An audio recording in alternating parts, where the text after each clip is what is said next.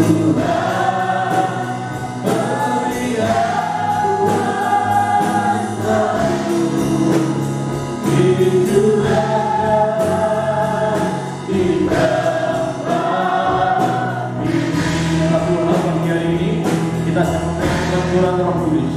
angkat tanganmu bersama-sama, kita berkata dalam roh dengan lebih kuat lagi.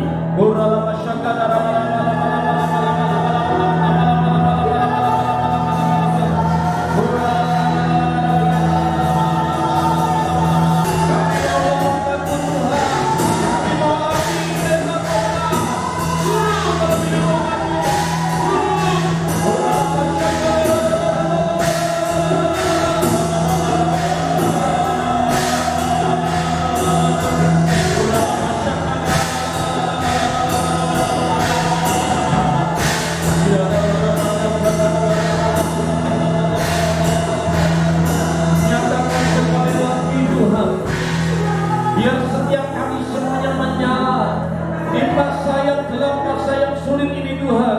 Kami tetap menyala karena kami sudah bangkit dan menjadi terang. Sebab terang Tuhan sudah terbit atas kami dan kemuliaan-Nya sudah menjadi nyata dari kami.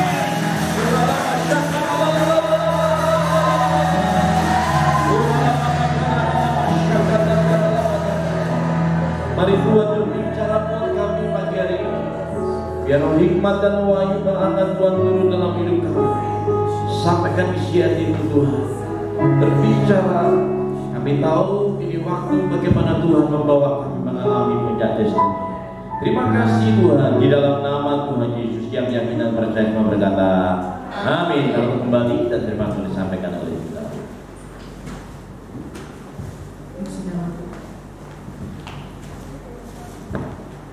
Puji nama Tuhan. Shalom. Hari ini kita sekali lagi bukan hanya memperingati, tetapi hari ini mari kita mau belajar, minta sekali lagi mengalami yang daripada Tuhan. Karena Pentakosta bukan hanya Tuhan kerjakan di awal gereja, tetapi Tuhan akan melengkapi setiap gereja Tuhan, orang-orang percaya di akhir zaman. Yesaya 44 ayat yang ketiga. Yesaya 44 ayat yang ketiga, ini ayat yang kita sudah bahas minggu kemarin. Yesaya 44 ayat yang ketiga maupun Yesaya pasal 32 ayat 15 katakan, sebab aku akan mencurahkan air ke atas tanah yang haus dan hujan lebat ke atas tempat yang kering. Aku akan mencurahkan rohku ke atas keturunanmu dan berkatku ke atas anak cucumu. Itu yang firman Tuhan katakan, bahwa Tuhan akan mencurahkan rohnya atas setiap orang-orang percaya di tempat-tempat yang haus, di tempat-tempat yang kering. Tuhan akan mencurahkan rohnya dan firman Tuhan katakan, berkatku akan turun ke atas anak cucu. Setiap saudara dan saya yang mengerti bahwa pencurahan Roh Kudus, Pentakosta, itu mendatangkan berkat buat orang percaya. Amin. Orang-orang yang terus berjalan di dalam Roh Kudus, karena ini yang Tuhan sedang kerjakan hari-hari ini menjelang kedatangan Tuhan. Bahwa menjelang kedatangan Tuhan, Tuhan akan mencurahkan Roh Kudus-Nya ke atas setiap orang, laki-laki dan perempuan, anak-anak kecil, anak-anak besar, orang-orang dewasa, bahkan para teruna-teruna. Yoel pasal 2 ayat ke-23, dan diturunkannya kepada hujan pada awal dan hujan pada akhir musim. Saudara, ini yang Tuhan katakan, Tuhan rindu mencurahkan kepada kita hujan pada awal dan hujan pada akhir musim. Kenapa saudara? Karena hujan bicara simbol tentang berkat. Ya, simbol tentang berkat. Minggu yang kemarin kita belajar dari Yesaya pasal 32. Ketika roh Tuhan itu dicurahkan atas hidup kita, maka hidup kita yang tadinya padang gurun menjadi kebun buah-buahan. Bahkan kebun buah-buahan akan dianggap menjadi hutan. Hujan simbol tentang berkat. Ya, simbol tentang berkat. Apalagi tadi dikatakan Yesaya 44 ayat ketiga, bahwa kalau hujan itu dicurahkan, maka kita bisa mengumpulkan, ya pasal 11 ayat 14 tadi, yang kamu dapat mengumpulkan gandummu, anggurmu, dan minyakmu. Kenapa saudara? Karena hujan awal dan hujan akhir itu melengkapi yang namanya panen. Hujan awal fungsinya untuk apa? Hujan awal fungsinya untuk menumbuhkan benih, menyuburkan tanah, sehingga benih yang ditabur tidak ada satupun yang tidak, ya, semuanya akan tumbuh. Karena firman Tuhan katakan, sehingga hujan awal, benih yang ditabur itu akan menjadi tumbuh.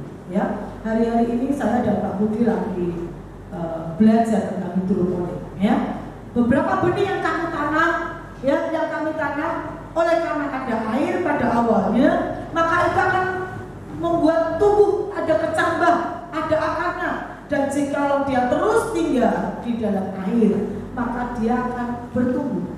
Dia akan bertumbuh. Nah, demikian juga dengan hujan awal.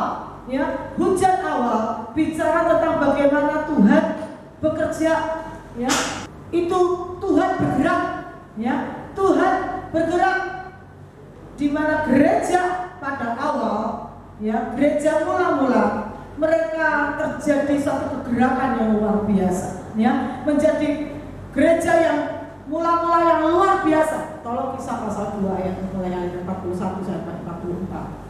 Ini yang terjadi di hujan awal. Apa itu hujan awal? Pentakosta yang pertama, ketika Roh Tuhan dicurahkan, ya, ketika Roh Tuhan dicurahkan, gereja Tuhan yang mula-mula, jemaat yang mula-mula dimunculkan. Kisah pasal 2 ayat 41 sampai ayat 44. Kisah para Rasul pasal 2 ayat 41. Orang-orang yang menerima perkataan itu memberi diri dibaptis, dan pada hari itu jumlah mereka bertambah kira-kira 3.000 orang. Mereka bertekun dalam pengajaran rasul-rasul dan dalam persekutuan, dan mereka semua berkumpul untuk memecahkan roti dan berdoa. Maka ketakutanlah mereka semua, sedang rasul-rasul itu mengadakan banyak mujizat dan tanda. 44. Dan semua orang yang telah menjadi percaya tetap bersatu, dan segala kepunyaan mereka adalah kepunyaan bersama. 45.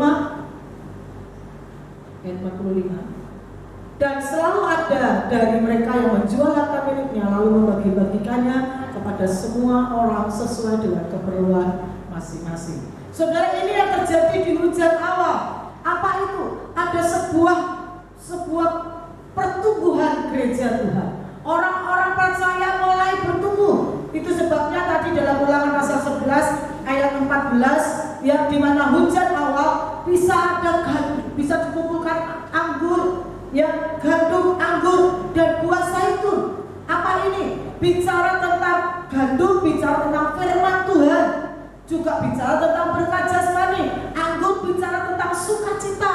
Buah zaitun itu bicara tentang urapan, karena dari biji zaitunlah diambil minyak urapan. Saudara dan saya, mari belajar bersama-sama dalam kehidupan kita orang percaya. Kita butuh pekerjaan hujan awal. Ya, kalau kita ingat tadi kita juga dengar kesaksiannya dari pemimpin pujian kita, Gloria, bagaimana ketika Roh Kudus turun atas hidupnya, itulah hujan awal. Tadi yang disaksikan oleh Gloria adalah hujan awal, di mana ketika Roh Kudus turun kepada seseorang, hidupnya diubahkan. Hidupnya diubahkan.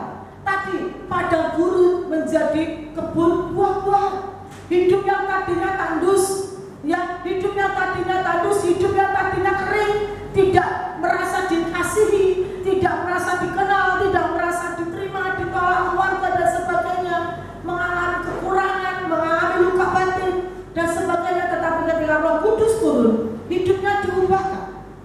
Hidupnya diubahkan. Yang tadinya from reject to accept. Dari yang tadinya tertolak menjadi merasa dikasihi, merasa diterima. Itulah yang dimaksud padang gurun menjadi kebun buah-buahan. Tetapi itu hujan awal. Itu hujan awal. Dari yang tadinya kering, sekarang tadinya tulang-tulang kering menjadi hidup, ya, menjadi hidup. Mulai muncul yang namanya sukacita, hidup dalam kebenaran. Sukacita yang daripada Tuhan, itu yang menjadi kekuatan kita.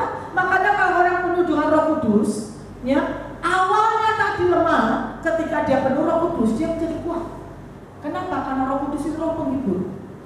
Roh Kudus itu Roh penghibur. Dia yang menghiburkan kita. Itu sebabnya ketika satu orang penuh Roh Kudus dengan satu orang yang belum penuh Roh Kudus, perbedaannya akan nampak ketika dia menghadapi masalah. Karena ketika dia menghadapi masalah, dia berjalan bersama Roh Kudus. Roh Kudus mengingatkan kita akan segala perkataan Tuhan. Sehingga yang awalnya loyo, awalnya lemah, tetapi ketika Roh Kudus mengingatkan kita akan janji-janji firman Tuhan, itu menguatkan kita, itu menghiburkan kita, sehingga kita tidak lagi menjadi lemah, tetapi kita tinggal di dalam pengharapan akan firman Tuhan. Dan firman Tuhan tidak pernah gagal dalam hidup kita. Amin. Itulah hujan awal, ya, hujan awal di mana kita mulai ada pengurapan. Karena sekali lagi pengurapan itu memerdekakan kita. Di mana ada Roh Kudus, di situ ada kemerdekaan. Di mana ada Roh Kudus, di situ ada kebebasan. Ya, ada kebebasan. Mulai muncullah benih itu mulai bertumbuh. Muncul yang namanya buah pertobatan. Muncul yang namanya buah roh. Mulai muncul yang namanya buah keselamatan dalam kehidupan kita. Saudara dan saya, itulah pekerjaan hujan awal dan hujan akhir yang Tuhan akan kerjakan dalam kehidupan kita. Next, apa itu? Memberi kita kehausan, memberi kita kelaparan akan firman Tuhan. Ya, ketika Roh Kudus turun atas hidup kita, Roh Kudus yang membuat kita mengerti akan firman Tuhan. Akan firman Tuhan yang dulunya kita tidak mengerti, akhirnya jadi mengerti. Bukan karena hikmat kita, bukan karena kita pandai, bukan karena sekolah teologi, bukan. Tidak salah sekolah teologi, saudara. Ya, kalau saudara merasa dipanggil, ingin diperlengkapi untuk pelayanan, memberitakan firman, saudara perlu diperlengkapi dengan sekolah teologi. Tapi bukan karena sekolah teologi maka kita mengerti firman Tuhan, tetapi kita bisa mengerti firman Tuhan karena Roh Kudus menerjemahkannya dalam hidup kita. Karena sejujurnya banyak ayat-ayat yang susah untuk dimengerti. Sampai hari ini, setiap kali saya membaca Alkitab atau belajar firman Tuhan, saya selalu minta Roh Kudus, ini apa sih maksudnya? Ini ayat maksudnya apa? Sampai hari ini masih ada banyak ayat-ayat yang sampai hari ini kalau saya membacanya, saya nggak mudah. Saya nggak ngerti apa ya maksudnya ayat itu. Apa artinya ayat itu? Saya masih banyak belum mengerti firman Tuhan. Itu sebabnya kita perlu Roh Kudus. Kita perlu Roh Kudus. Dan Roh Kudus bukan hanya menerjemahkannya dalam kehidupan kita, tetapi Roh Kudus juga akan mengingatkan kepada kita. Ya, mengingatkan kepada kita setiap ayat-ayat yang kita pernah dengar, setiap ayat-ayat yang pernah kita baca, pada waktunya akan. Saudara, itulah pekerjaan hujan awal dan hujan akhir. Kita diberi kehausan, kelaparan akan firman Tuhan. Kita diberikan pengertian-pengertian, hikmat untuk menangkap akan apa yang menjadi isian Tuhan lewat firman Tuhan. Roh Kudus juga memberikan kita sukacita, kekuatan untuk apa? Untuk hidup di dalam kekudusan dan kebenaran, sekalipun di tengah-tengah aniaya. Kalau saudara belajar di dalam kehidupan jemaat mula-mula, jemaat awal, maka mereka harus mengalami banyak aniaya. Tetapi kenapa mereka bisa kuat? Pada awalnya rasul-rasul saja mereka ketakutan ketika Tuhan Yesus ditangkap dan disalibkan. Kemana murid-murid? Lari semua, sembunyi. Kenapa? Takut. Mereka takut. Jangankan murid-murid yang biasa, Petrus yang dikenal militan, Petrus yang dikenal murid Tuhan, yang sebagai kepala rasul, ya, Petrus saja ketika disudir seorang gendut, ya, seorang pelayan perempuan kecil, loh kamu kan muridnya, Petrus bilang apa? Enggak, sampai 3 kali, sampai dia bersumpah, sumpah, aku tidak kenal dia. Kenapa? Karena dia berjalan dengan kekuatan sendiri. Tetapi ketika Roh Kudus turun kepada murid-murid 120 murid yang menunggu, menanti-nantikan pencurahan Roh Kudus di kamar loteng di Yerusalem. Ketika Roh Kudus turun atas hidup mereka, wow, yang awalnya takut jadi berani. Jadi berani. Mereka bikin KKR di mana-mana. Mereka menyatakan diri tidak takut. Bahkan ketika ditangkap Mahkamah Agama pun, Petrus dan murid-murid Yohanes dan Yakobus tidak takut. Dianiaya pun mereka tidak takut, malah makin berani. Paulus juga demikian. Paulus juga demikian. Kenapa? Karena ada Roh Kudus yang memberikan sukacita, kekuatan di tengah aniaya. Roh Kudus juga memberikan kuasa, pengurapan untuk apa? Melakukan perkara-perkara yang besar. Lihat jemaat mula-mula. Wow, tadi kita membaca tanda-tanda dan mujizat mengalami, menyertai orang-orang percaya, para rasul dan orang-orang percaya boleh melihat. Next, itulah pekerjaan Roh Kudus sebagai hujan awal dan hujan akhir. Ya, polanya Tuhan tetap sama, saudara. Polanya Tuhan tetap sama. Kalau saudara ingat pekerjaan Tuhan di kemah suci, di ruangan suci, ada 3 alat di sana. Ya, pelita emas, ada meja roti pertunjukan, dan ada mezbah dupa. Saudara, inilah gambaran sebenarnya yang Roh Kudus juga kerjakan dalam hidup kita. Hujan awal, tadi kita membaca dari Kisah pasal 2, bagaimana jemaat mula-mula mereka tekun di dalam persekutuan, maka di hujan akhir pun juga sama. Ya, hujan akhir pun juga sama. Jemaat Tuhan akan tekun di dalam persekutuan, bahkan di dalam ibadah dan pelayanan. Karena pelita emas bicara tentang bagaimana bersinar.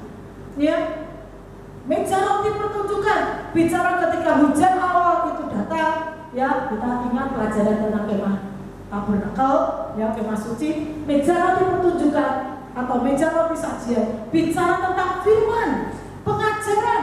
Tadi di Kisah pasal 2 juga dikatakan jemaat mula-mula mereka bertekun di dalam pengajaran, memecah-mecahkan roti. Saudara dan saya hari-hari ini Tuhan mau saudara dan saya juga bertekun dalam pengajaran, dalam pendalaman Alkitab, dalam perjamuan suci. Itu sebabnya hari-hari ini tidak kebetulan Tuhan izinkan kita banyak beribadah di rumah-rumah. Kenapa? Yang tadinya keluarga-keluarga yang tidak punya mezbah keluarga, oleh karena ada pandemi ini, di keluarga-keluarga, di rumah tangga mulai ada yang namanya mezbah keluarga. Kenapa? Karena tidak bisa ibadah dengan leluasa. Ya, itu sebabnya saudara yang di rumah pun, ketika saudara mengikuti streaming, beribadahlah. Jangan mengikuti streaming dengan sambil masak atau mungkin sambil melihat TV streaming. Maka saudara tidak menikmati hadirat Tuhan. Tetapi sekalipun saudara beribadah di rumah, namanya beribadah di rumah. Ya, ketika saudara mengikuti ibadah streaming atau ibadah online, saudara pakai baju seperti saudara sedang di gereja. Saudara kumpulkan istri, anak-anak di depan laptop. Kalau saudara mungkin mau punya laptop yang agak sedikit besar layarnya atau handphone, saudara ikuti. Waktu diajak memuji Tuhan, saudara ikuti memuji Tuhan. Saudara waktu firman Tuhan, saudara pun juga bisa dengarkan firman Tuhan. Maka hadirat yang sama saudara pun juga akan alami. Amin. Sebab itu mari belajar bersama-sama, tetap tekun di dalam pengajaran dan dikatakan mezbah dupa, bicara tekun di dalam doa. Dan hari-hari akhir ini Tuhan katakan kita diminta Tuhan untuk tekun dalam doa dan menyembah. Kalau enggak kita tidak kuat. Kita tidak kuat. Kekuatan kita cuma hanya di hadirat Tuhan. Kekuatan kita cuma hanya di hadirat Tuhan. Kalau kita tidak menyembah Tuhan, kita kekurangan kekuatan kita. Itu sebabnya Tuhan katakan, ya, bahwa tanggal tinggal tenang, di situlah letak kekuatanmu. Ya, kekuatan kita di mana? Tinggal tenang itu bukan berarti dia nggak ngapa-ngapain. Tinggal tenang itu di mana? Di hadirat Tuhan, menyembah Tuhan. Maka kuasa Tuhan, kekuatan yang baru akan mengalir dalam hidup kita, menanti-nantikan Tuhan.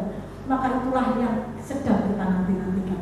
Hujan akhir, next. Hujan akhir fungsinya apa? Kalau tadi hujan awal itu menumbuhkan benih, menyuburkan tanah, maka hujan akhir fungsinya mematangkan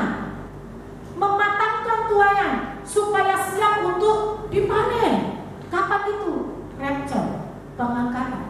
Hujan akhir dicurahkan Tuhan untuk apa? Supaya gereja Tuhan siap dituai. Siap dituai, siap dipanen. Demikian juga hidup kita. Kita sedang menanti-nantikan yang namanya rapture. Kita sedang menanti-nantikan yang namanya pengangkatan, kedatangan Tuhan yang kedua kalinya. Karena kita tahu kalau tertinggal di rapture, tertinggal di pengangkatan, alamat masuk di masa yang namanya Antikris, di mana aniaya luar biasa, aniaya yang belum pernah terjadi sejak dunia diciptakan. Itu akan terjadinya di mana? Di masa aniaya Antikris. Itu sebabnya gereja tidak alami 3,5 tahun yang pertama, ya, masa aniaya rumah Allah atau masa aniaya gereja. Tetapi mari percaya, aniaya untuk rumah Tuhan bukan untuk menjatuhkan, tetapi aniaya gereja Tuhan, api Tuhan untuk apa? untuk mematangkan Tuhan, mematangkan gereja Tuhan, mematangkan anak-anak Tuhan. Itu Ayub sudah matang belum sebelumnya ya? Sudah matang sebenarnya, sudah bagus, tapi belum sempurna, belum matang. Matangnya kapan? Ketika Tuhan izinkan. Itu yang namanya ujian demi ujian terjadi dalam hidupnya. Ujian demi ujian, aniaya itu bagus buat kita. Ratapan pasal 3. Kalau seorang laki-laki menanggung beban itu baik. Kenapa baik? Karena itu melatih otot-otot kita, ya, melatih otot-otot kita. Apa syaratnya untuk kita bisa masuk di dalam hujan akhir? Ya, saudara dan saya harus alami yang menyediakan hidup kita menjadi being converter. Apa artinya? Kok angel banget being converter? Artinya mau diubah. Saya istilah converter itu dulu bingung, saudara. Apa artinya converter? Hari-hari ini saya sering diminta dari Word, diminta diubah menjadi PDF, atau mungkin dari ini aplikasinya PowerPoint diubah menjadi PDF supaya bisa dibaca, diubah-ubah bentuk formatnya. Mungkin tadinya Excel diubah menjadi apa, menjadi Word dan sebagainya. Itu namanya di converter. Ada aplikasi yang namanya converter. Dari MP3 menjadi MP4, menjadi file-file yang lain, diubah. Nah, syarat untuk saudara dan saya masuk di hujan akhir, maukah saudara dan saya siap menjadi orang yang diubah? Menjadi orang-orang yang mengubahkan dan diubahkan, diubahkan dan mengubahkan, being convert, menjadi orang-orang yang diubahkan dan mengubahkan. 1 Samuel pasal 10 ayat yang ke-6. 1 Samuel pasal 10 ayat ke-6, dan nanti minta tolong disiapkan Mazmur 51 ayat 10 sampai ayat 13. 1 Samuel pasal 10 ayat yang ke-6, dan 1 Samuel. Maka Roh Tuhan akan berkuasa atasmu. Kalau Roh Kudus berkuasa atas kita, engkau akan kepenuhan bersama-sama dengan mereka dan berubah menjadi manusia lain. Being converted. Kalau Roh Kudus itu berkuasa atas hidup kita, so pasti hidup kita berubah. Itu pekerjaan Roh Kudus. Itu sebabnya kalau saudara rindu suami berubah, istri berubah, anak berubah, diomelin bisa berubah nggak? Nggak berubah. Jadikanlah hatiku tahir ya Allah, dan perbaruilah batinku dengan roh yang teguh. Kalau Roh Kudus itu turun dalam hidup kita, hati yang tadinya najis jadi tahir. Batin kita yang tadinya lemah jadi teguh, diperbarui. Ayat 11, janganlah membuang aku dari hadapanmu, dan janganlah mengambil rohmu yang kudus daripadaku. Ayat 12, bangkitkanlah kembali padamu kegirangan karena selamat yang daripadamu, dan lengkapilah aku dengan roh yang rela. Ayat 13, maka aku akan mengajarkan jalanmu kepada orang-orang yang melakukan pelanggaran, supaya orang-orang berdosa berbalik kepadamu. Apa ini pekerjaan Roh Kudus? Hidup kita diubahkan. Nanti diubahkan dulu. Ayat 10 sampai ayat 12, hidup kita diubahkan. Dan ayat yang ke-13, maka kita pun juga akan mengajarkan, membawa kembali orang-orang yang berdosa kepada kebenaran. Itulah pekerjaan Roh Kudus. Diubahkan dan mengubahkan. Sama-sama katakan, Roh Kudus, ubah hidupku, dan buat aku punya kuasa mengubah orang-orang di sekitarku. Itulah pekerjaan Roh Kudus. Hidup kita diubahkan, dan orang-orang di sekitar kita pun juga akan diubahkan oleh karena Roh Kudus yang bekerja. Bukan karena hikmat kita, bukan karena kepandaian kita, tapi karena Roh Kudus yang bergerak dalam kehidupan kita. Zakaria pasal 10 ayat yang pertama, mintalah. Disuruh Tuhan apa saudara? Minta. Saudara boleh minta enggak? Minta. Minta di keluarga kita, hujan awal, hujan akhir. Mintalah hujan daripada Tuhan pada akhir musim. Tuhanlah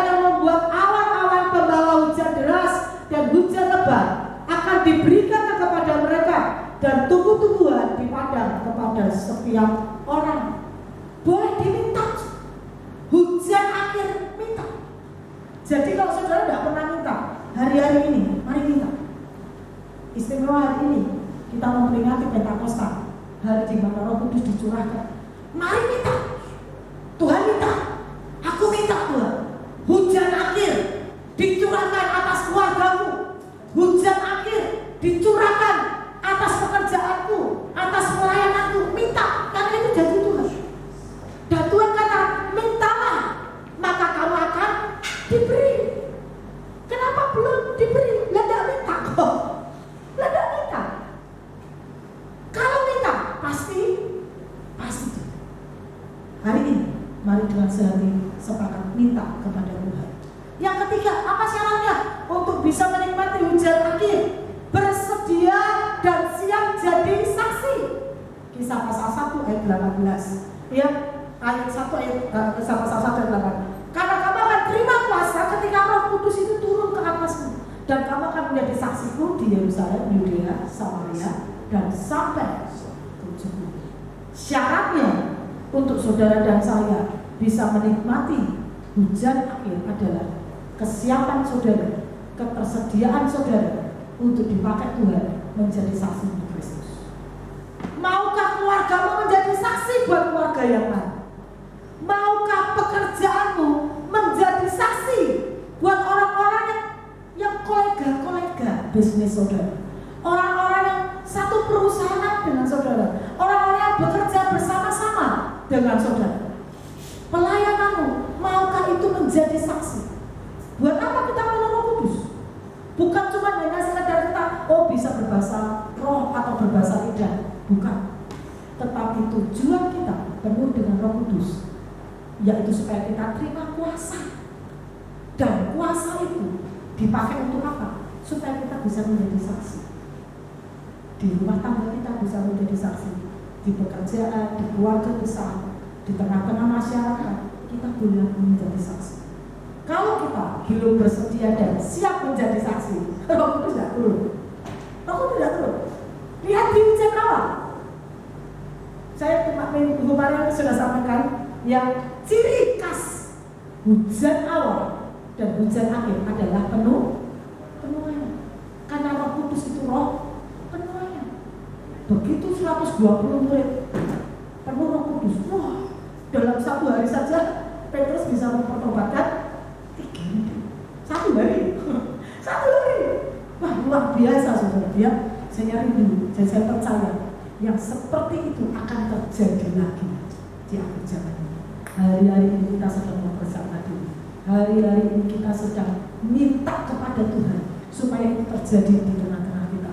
Hosea pasal 10 ayat yang ke-12. Hosea pasal 10 ayat yang ke-12. Ini juga syarat untuk saudara dan saya menikmati yang namanya hujan akhir. Hosea pasal 10 ayat yang ke-12. Menaburlah bagimu sesuai dengan keadilan, menuailah menurut kasih setia. Ini perintah. Yang Anda seru. Ini artinya adalah kalimat perintah. Kalimat perintah. Menaburlah bagimu sesuai dengan keadilan, menuailah menurut kasih setia. Hujan awal dan hujan akhir. Hujan awal kita menabur, hujan akhir kita menuai. Ini ciri saudara. Hujan awal dan hujan akhir. Percepatan. Bukalah bagimu tanah baru, sebab sudah waktunya untuk mencari Tuhan sampai Ia datang dan menghujani kamu dengan keadilan. Cari Tuhan, cari Tuhan, cari Tuhan. Maka itu akan membuat kita menikmati yang namanya hujan akhir. Itu syarat. Itu syarat. Saudara dan saya mau menjadi orang-orang yang diubahkan dan siap menjadi pengubah-pengubah dunia. Yang kedua, minta. Jangan tidak minta, saudara. Minta. Nanti saudara akan terima. Yang ketiga, bersedia. Siaplah bahwa Tuhan akan memakai hidup kita. Kenapa? Karena tidak banyak orang mau dipakai Tuhan. Ya, saudara pernah dengan kesaksiannya Rian Bonker. Bagaimana ketika dia ditamu dengan KKR di Afrika yang dihadiri 1 juta jiwa di mana 1 juta jiwa bertobat. Wow, luar biasa. Tetapi Rehobot bersaksi, dia adalah orang yang keempat. Sebelumnya sudah ada 3 orang yang sebenarnya diutus Tuhan untuk bikin KKR di Afrika. Tidak ada yang mau. Dan dia orang keempat. Ketika dia mendengar dia adalah orang keempat, dia berkata kepada Tuhan, Tuhan, tidak usah cari orang lain. Ini saya, pakailah saya. Yeremia berkata, ini aku, utuslah aku. Tapi banyak anak-anak Tuhan berkata, ini aku, utuslah dia. Maka ditanya Tuhan, siapakah yang mau terima berkat Tuhan? Ini aku Tuhan.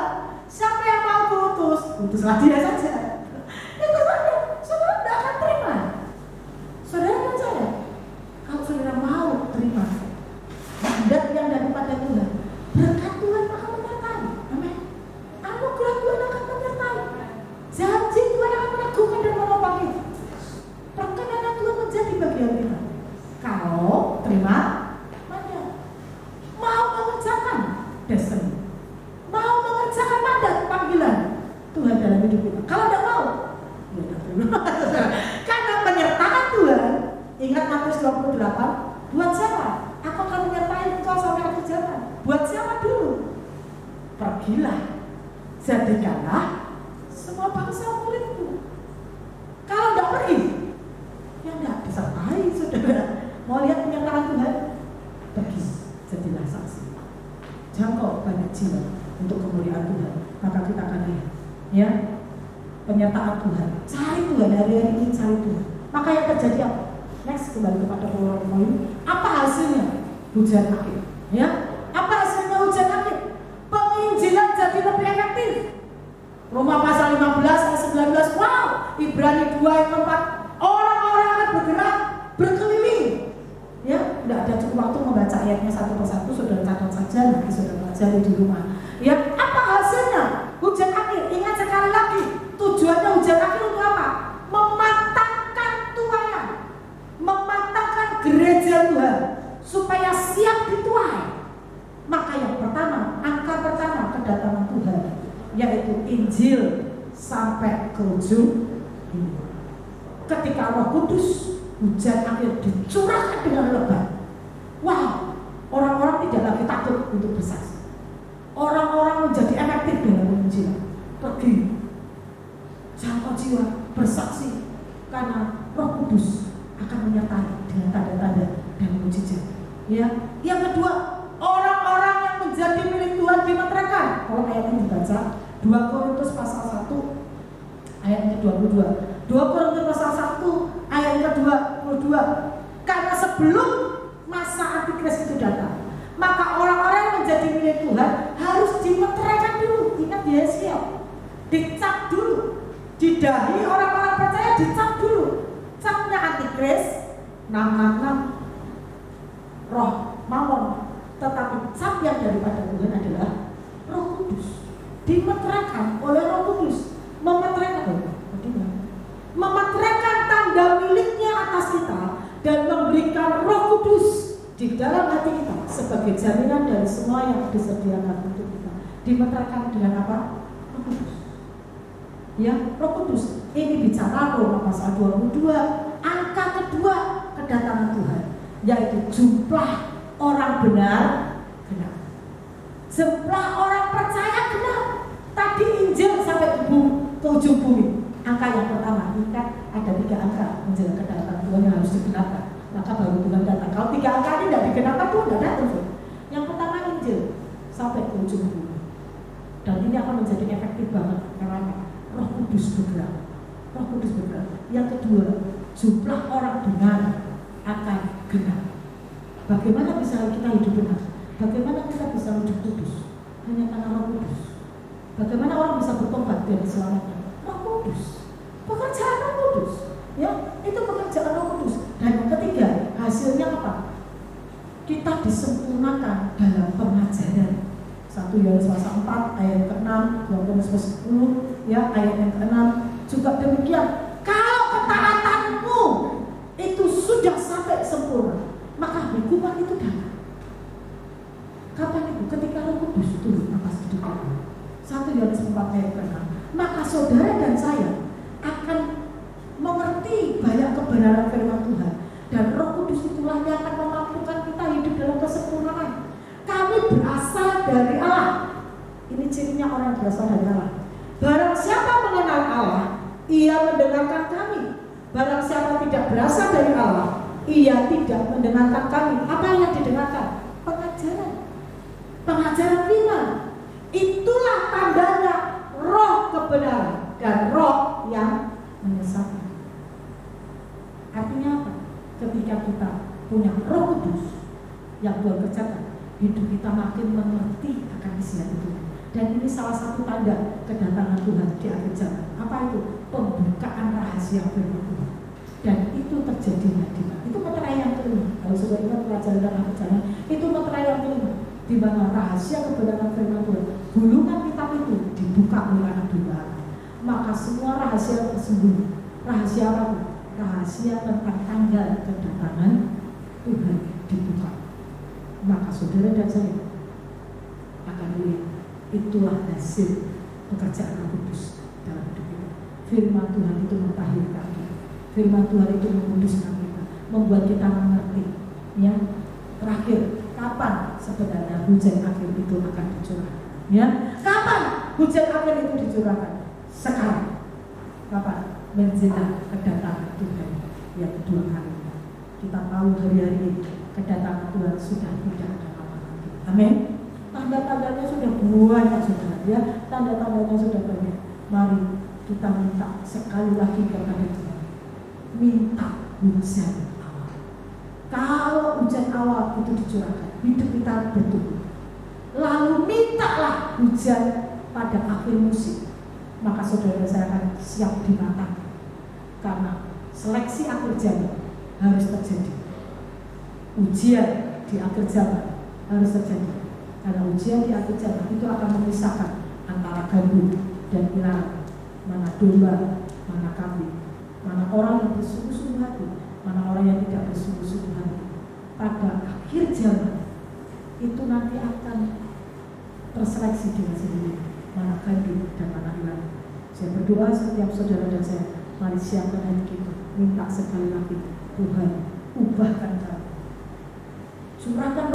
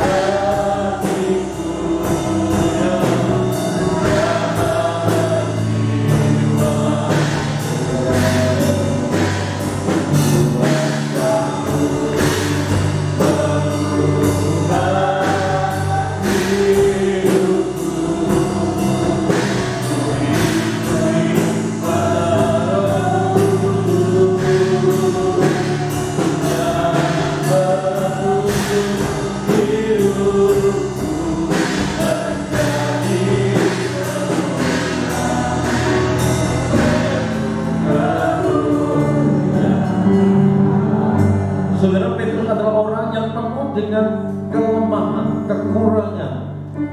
Boleh saya katakan dia adalah contoh daripada setiap banyak orang hari-hari ini. Ada begitu banyak kegagalan, kekeliruan yang pernah dialami oleh Petrus. Dia pernah menyangkal Yesus itu tidak dianggap sebagai gurunya. Itu sesuatu yang salah.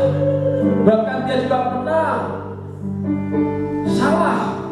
Saudara, saya mau beritahu, tetapi ketika bersama dengan 120 orang murid, ketika mereka ada di kamar loteng Yerusalem, maka tiba-tiba penuhlah murid-murid itu. Dan kemudian mereka terima api daripada Tuhan, mereka terima Roh Kudus daripada Tuhan. Dan Alkitab mencatat Petrus bangkit berdiri dan dia menyebutkan kitab Yoel akan terjadi di hari-hari terakhir. Orang akan dapat Tuhan Roh Kudus. Bahkan jadi seorang rasul yang derita, orang yang pernah rusak, orang yang pernah gagal, orang yang tidak pernah berterima kasih kepada gurunya. Tetapi ketika dia dipenuhi Roh Kudus, dia diubahkan menjadi manusia lain. bahkan dia menjadi kepala rasul dan dia berapi-api.